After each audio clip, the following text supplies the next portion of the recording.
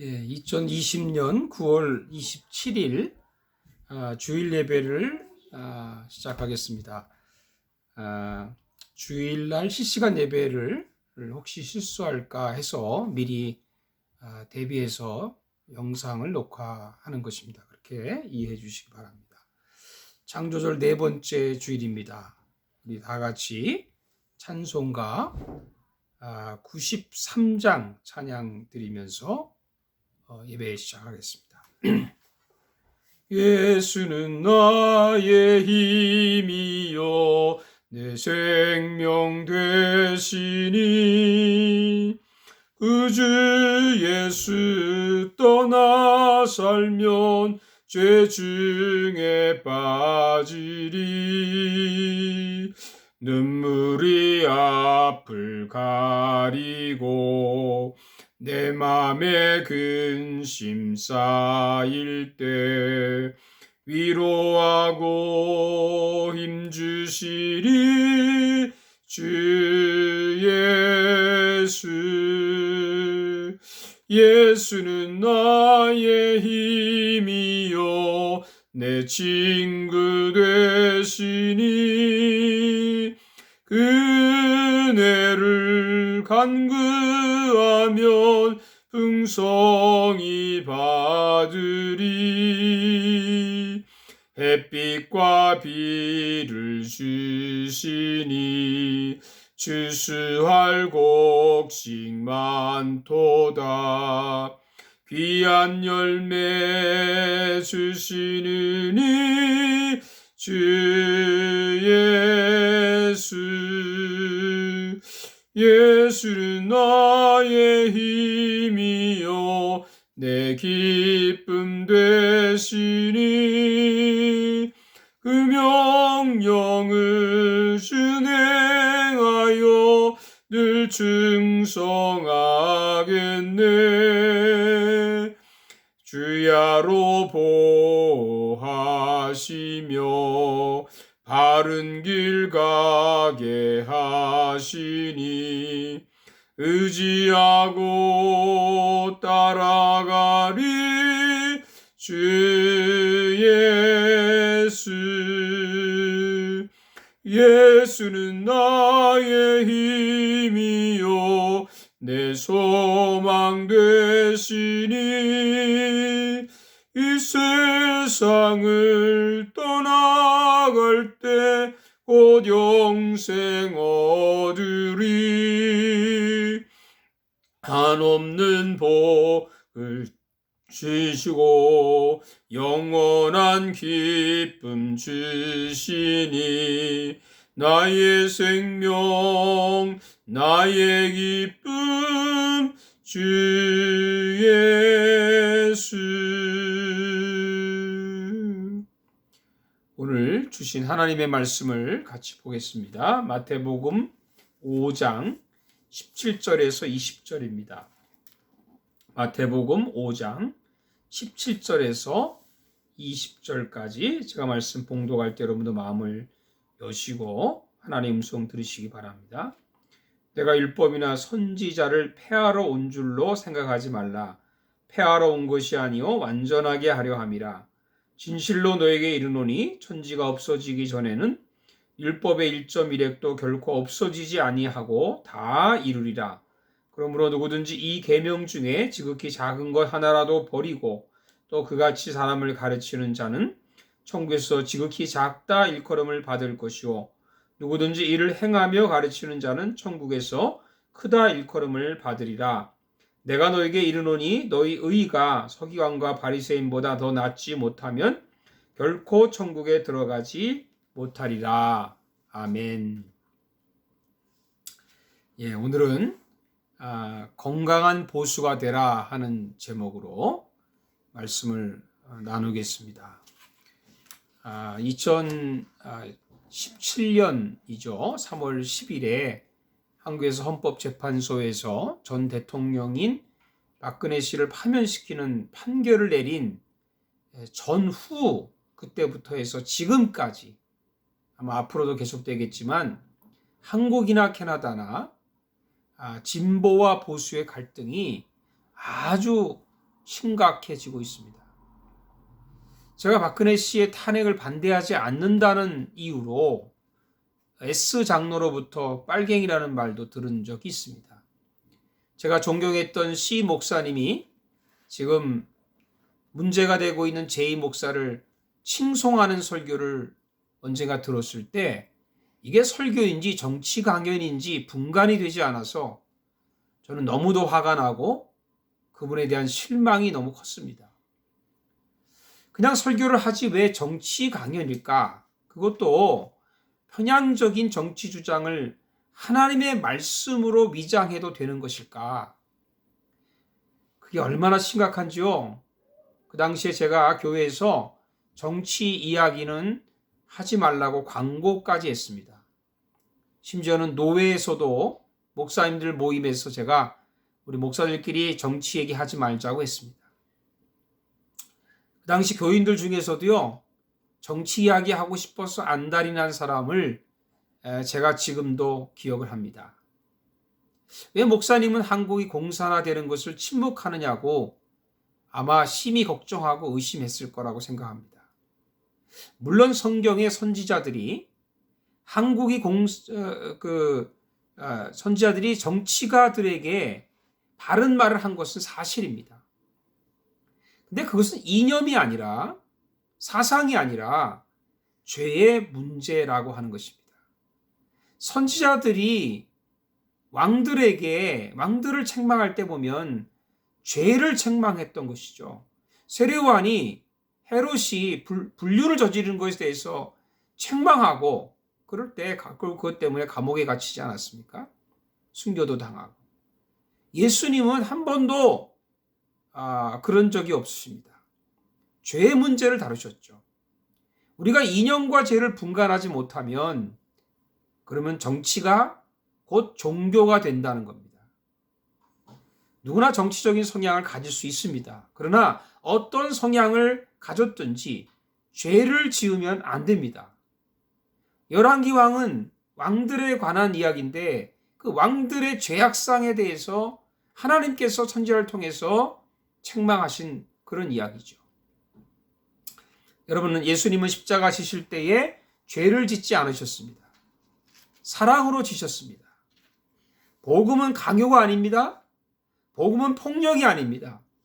복음은 사랑입니다. 복음은 믿음으로 받는 선물입니다. 서로 그래서 우리가 믿음으로 그렇게 섬겨야 합니다. 서로 사랑으로 섬겨야 합니다. 서로 다른 성향을 가지고 있어도 우리 서로 미워하지 말고 삽시다. 예수 이야기를 해도 시간이 모자른데 정치 이야기를 하면서 핏대를 올리는 것이 저는 죄를 짓는 거라고 생각합니다. 하나님이 세상의 주인이십니다. 주인이 다스리십니다. 우리가 이래라 저래라 할 일이 아닙니다. 자기 의견을 말할 수는 있어도 그 모든 결과를 주님께 맡겨야 합니다. 혹시 내 마음에 들지 않는 결정이 나더라도 하나님이 다스리십니다. 그래서 우리는 겸손하게 하나님께 맡깁시다. 우리 교회가 속한 교단은 진보와 보수 성향이 함께 있는 그런 교단입니다. 여성 안수를 인정하고 에큐메니칼 운동, 그 교회가 하나 되는 운동을 찬성합니다. 그러나 동성애에 대해서는 반대를 합니다. 언젠가 조금 보수적인 그런 교단과 연합을 해보려고 만나자고 했더니 답장이 오기를 여성 안수 찬성하고 이런 에큐메니칼 운동하는 이런 교단과는 대화할 수 없다. 그렇게 통보가 왔습니다. 그때 저는요, 개인적으로 그 보수 교단의 교회들이 아닌 교회도 있겠지만 문제가 많고 갈라져서 성장이 안 되는 것은 바로 그 이유가 아닐까라는 생각을 한 적이 있습니다. 목사님들이 자꾸 설교에 다른 것을 섞으면 안 됩니다. 일방적인 그런 자기의 신학 사상, 정치적인 강요, 지나친 도덕적인 비판, 사사로운 체험담은 굉장히 위험합니다. 어떤 목사님 심지어 다단계 선전하시는 분도 있다고 그래요. 우리는 모두 약한 존재들입니다. 그것을 인정하는 것이 믿음입니다. 우리는 어떤 일이 있어도 복음을 전해야 됩니다. 복음을 전합시다. 사도 바울이 예수 그리스도와 그가 십자가에 못 박히신 것 외에는 내가 알지 않기로 작정했다. 그렇게 고백하지 않았습니까? 존 스토트 목사님은 보수파와 급진파를 이렇게 구분했어요. 보수파는 과거를 보존하거나 유지하려고 결심한 자들, 즉 변화에 대해서 거부 반응을 일으키는 자들이고, 급진파란 과거의 유산에 대해서 반항하고 격렬한 변화를 원하는 자들이라고 했습니다. 근데 급진파는 위험성이 많습니다. 제가 언젠가 들은 얘기인데 한국에서요, 목사님께서 좀 보수적인 모양이에요. 그래서 그런 설교를 했는데 젊은 신자들이 반항을 하고 교회를 나갔다는 거예요. 그것도 옳지 않죠? 반면에 보수파는 좀 답답합니다. 문화를 부정하고 현실을 부정합니다. 변화를 부정합니다. 근데 놀라운 일은 아이러니하게도 문화를 부정하면서 문화의 중독에 빠져 있죠. 이중적이에요. 세상을 부정하면서 세상에 물들어가는, 거기에 중독되어 있는 이중적인 신앙, 자기 모순에 빠지는 것이 너무 많습니다. 이 둘을 합치면 어떨까요? 어떻게 해야 될까요? 개혁을 추구하면서도 진리를 지키는 것입니다. 교회의 제일 된 임무는 복된 소식을 순수하게 보존하는 것이다. 이런 말이 있습니다. 변화하는 세상을 거부하지 않지만 진리를 보존하면서 복음을 효과적으로 전하는 사람이 균형이 있는 그리스도인입니다. 이것을 우리는 건강한 보수주의자라고 말해도 되고 개혁하는 보수주의자라고 말해도 됩니다. 변화해야 할 것은 변하고 지켜야 할 것은 지키는 믿음입니다. 여러분, 예수님은 보수주의자였을까요? 진보주의자였을까요? 예수님은 진보적인 보수주의자였습니다. 예수님은 다시 말하면 건강한 보수를 추구하시는 분이죠. 첫째로 예수님은 보수주의자라는 것을 봅시다. 보수주의라는 게 뭔가 여러 가지로 정의할 수 있지만 저는 성경을 믿는 사람이라고 생각합니다. 성경을 믿는 사람. 17절을 봅시다. 내가 율법이나 선지자를 폐하러 온 줄로 생각하지 말라. 폐하러 온 것이 아니요 완전하게 하려 함이라. 바리새인들은 예수님께서 율법을 파기하는 자라고 비판했습니다. 그러나 예수님은 율법을 완전하게 하는 자라고 말씀해 주셨어요. 예수님은 구약 13권에서 36개의 구절을 인용하실 정도로 설교할 때마다 구약 성경을 믿으셨습니다. 예수님은 간접적으로 사용했던 구약 구절들을까지 합치면 훨씬 더 많습니다. 마귀에게 시험을 받으실 때도 구약 성경을 인용해서 말씀으로 이기셨죠? 12살 때 율법 학자들과 성경을 토론할 정도로 실력이 있습니다. 안식일에 설교를 하면 반드시 구약 성경을 읽고 다른 랍비들과는 다르게 권위 있는 말씀을 전했다고 했습니다. 예수님은 철저하게 성경대로 사시고 성경대로 믿으시고 성경대로 전하셨습니다.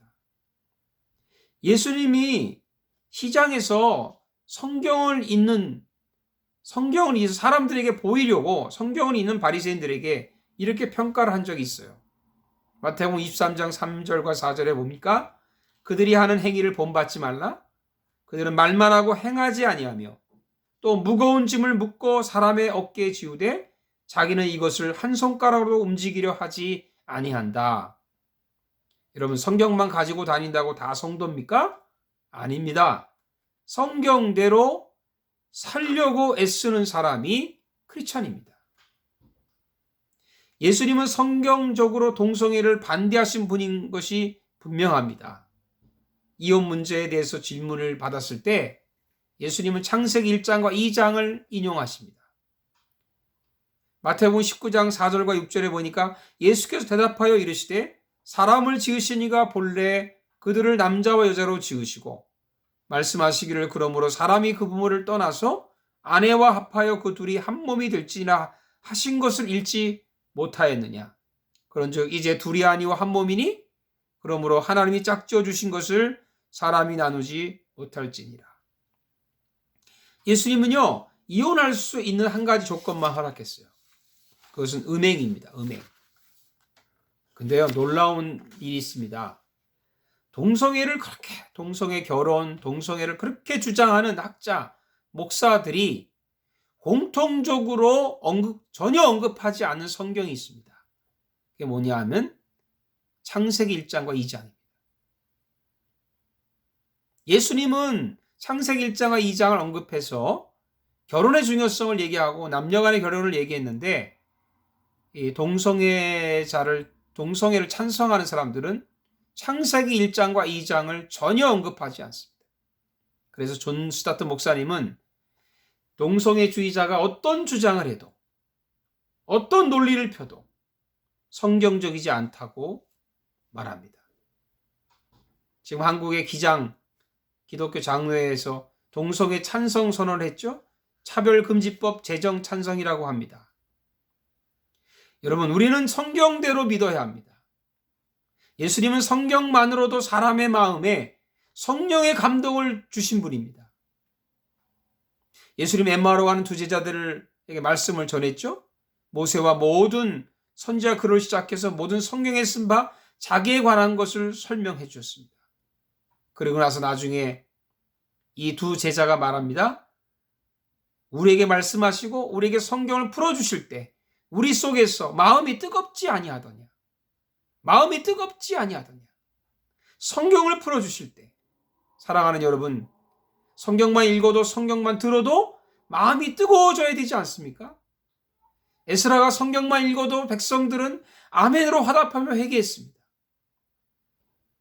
이것이 진짜 부흥회 아닌가요? 우리는 어떻습니까? 예수님은 보수주의자세요. 보수주의는 오직 성경 중심입니다. 그래서 예수님은 바리새인들을 비판했습니다. 너희는 장로의 전통으로 하나님 계명을 범하느냐고. 예수님은 성경만 믿으라고 하십니다. 오직 성경만 믿읍시다. 여러분, 하나님의 말씀대로 됩니다. 진실로 너에게 이르노니 천지가 없어지기 전에는 율법의 1.1획도 결코 없어지지 아니하고 다 이루리라. 둘째는 예수님은 진보주의자입니다. 또는 개혁주의자입니다. 마태복음 5장과 7장을 산상보훈이라고 하죠. 21절부터 그 후에 이런 구절이 나옵니다. 옛사람에게 말한 바 나는 너희에게 이르노니. 이 말을 말하면 이런 말이죠. 구약에는 이렇게 말을 하는데 나는 다르게 말한다. 라는 의미가 담겨 있는 거죠. 새로운 해석입니다. 예수님은 살인, 간음, 이혼, 맹세, 복수에 대해서 재해석을 하셨어요. 새로운 해석을 하셨어요. 그 당시로 보거나 지금으로 보거나 이건 진보적인 해석, 개혁적인 해석입니다. 사실은 엄밀히 말하면 이것은 정말 원래 하나님의 뜻이죠. 하나님의 해석이었습니다. 안식일에 음식을 먹는 것도 다윗이 시장할 때 제사장이 안식일에 진설병을 주워 먹게 했는데 그것은 죄가 되지 않는다라고 해석을 합니다. 안식일에 손을 씻지 않고 음식을 먹을 때 바리새인들이 막 비판하니까 바리새인들에게 말하기를 너희는 더러운 마음으로 그렇게 사느냐고 책망하면서 마음을 씻는 것 중요하다고 해석을 하셨어요. 안식일에 병 고치는 일을 비판하니까 안식일에 악을 행하는 것보다 선을 행하는 것이 옳지 않느냐고 해석을 하셨어요. 예수님은 파격적인 행보를 하신 분이죠. 그 당시에 정말 가늠한 여인과 대화를 하셨어요. 있을 수 없는 일입니다. 나병 환자의 몸을 만지기도 하셨죠. 이것도 있을 수 없는 일이죠. 어린아이를 사랑하셨습니다. 그 당시 어린아이는 아주 동물 취급하던 그런 때입니다. 인권이 없는 때입니다. 귀하게 여기셨습니다. 사회적인 지탄을 받고 있는 세리를 자기 제자로 삼기도 했습니다. 그래서 바리새인들은 예수님을 죄인과 세리의 친구라고 그렇게 비판을 했습니다. 예수님은요, 사람을 가리지 않고 만나시고 함께 이야기하고 함께 음식을 먹고 함께 사셨습니다. 개혁적인 보수주의자가 되려면 바리새인보다 나아야 되는 거예요. 예수님은 바리새인의 의보다 더 나아야 된다고 말씀한 내용이죠. 저는 그게 무엇인지 두 가지를 얘기하고 말씀을 마치려고 합니다. 한 가지는 겸손이고 또 하나는 죄를 짓지 않는 겁니다. 우리가 진정한 변화하는 보수주의자, 건강한 보수주의자, 개혁적인 보수주의자가 되려면 겸손해야 돼요. 예수님은 항상 병을 고치고 나서 그 치유받은 병자들에게 하신 말씀이 뭐예요? 자기를 나타내지 말라고. 예수님이 고쳤다라고 말하지 말라고 그랬어요. 겸손이죠, 겸손. 요즘에 보수주의, 진보주의 얼마나 교만한지 모릅니다. 겸손해야 돼요. 또 죄를 짓지 말아야 됩니다. 병자가 치유되고 나서 가서 꼭 당부하는 말씀이 뭐예요? 다시는 죄를 짓지 마라. 다시는 죄를 짓지 마라. 진보주의면서 개혁주의자가 교만하고 죄를 지으면서 개혁을 하면 사단이 비웃습니다. 죄를 지으면 안 됩니다. 건강한 보수는요, 온몸과 영과 혼이 그리스도에서 오는 그날까지 흠없이 보존되기 원하시는 주님의 뜻처럼 우리가 하나님의 거룩을 닮아서 살아야 합니다. 겸손하고 거룩한 사람으로, 그래서 건강한 그런 보수자가 되기를 주의 이름으로 축복합니다. 기도하겠습니다. 할렐루야. 주님 감사합니다. 지금 우리 특별히 한인들 가운데, 우리 한국 교회 가운데 보수와 진보로 인해서 너무 많은 갈등이 있고 너무 골이 깊어서 대화조차 하기 힘든 이런 세상이 된 것을 보면서 안타까워 하는 마음이 주님께 있을 줄로 믿습니다. 주님이 얼마나 마음 아파하시는지, 고린도 교회가 바울파, 아볼로파, 그리스도파로 갈라진 것처럼 우리가 갈라져서 서로 다투고 싸우는 것을 주님 보실 때 얼마나 마음 아파하시는지 우리가 정말 회개해야 되겠습니다.